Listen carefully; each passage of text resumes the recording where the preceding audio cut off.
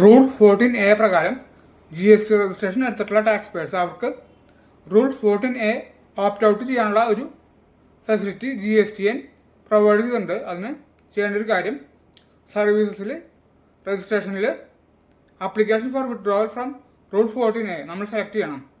ഈ ഒരു link rule 14A പ്രകാരം GST രജിസ്ട്രേഷൻ അപ്ലൈ ചെയ്തിട്ടുള്ള ടാക്സ് പേയേഴ്സിന് മാത്രമേ വിസിബിൾ ആവുകയുള്ളൂ. അത് ക്ലിക്ക് ചെയ്തതിന് ശേഷം ഒരു ഫീൽഡ് വരും, option four registration under rule 14A. അത് ഡീഫോൾട്ടായിട്ട് നോ ആയിരിക്കും കിടക്കുന്നുണ്ടാവുക.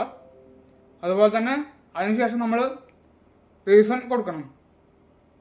Option four registration under rule 14A അതിൻ്റെ അടുത്ത് തന്നെ റീസണും ഉണ്ടാകും. ആ റീസൺ നമ്മൾ സെലക്ട് ചെയ്യണം.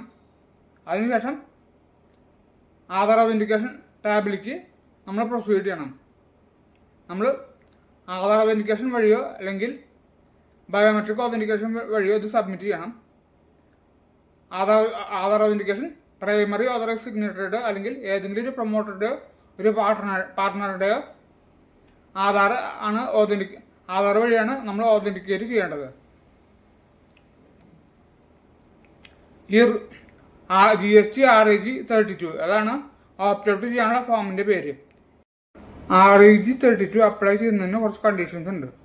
ഒന്നാമത്തത്, 1 April 2026 മുമ്പ് റൂൾ 14A അപ്ലൈ ചെയ്തിട്ടുള്ള ടാക്സ് പേയേഴ്സ് അവർ മിനിമം 3 മാസത്തെ റിട്ടേൺ ഫയൽ ചെയ്യണം.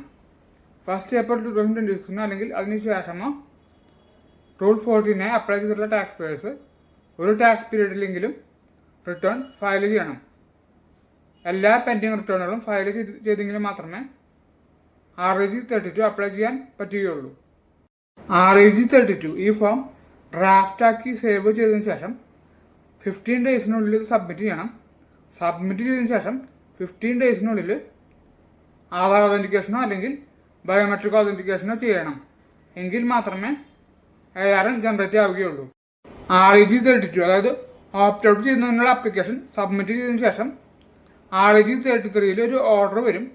ഇത് ഈ ഓപ്റ്റ് ഔട്ട് അപ്രൂവ് ചെയ്തതിൻ്റെ ഓർഡർ. അത് കിട്ടിയതിന് ശേഷം സക്സീഡിങ് മന്തിൽ ഫസ്റ്റ് ഡേയിൽ ഈ 2.5 lakhs കൂടുതൽ ഔട്ട്പുട്ട് ടാക്സ് ലയബിലിറ്റി, അതായത് ആ ഒരു എക്സസ് വരുന്നത് അത് കാണിച്ച് നമ്മൾ റിട്ടേൺ ഫയൽ ചെയ്യാവുന്നതാണ്. Thank you.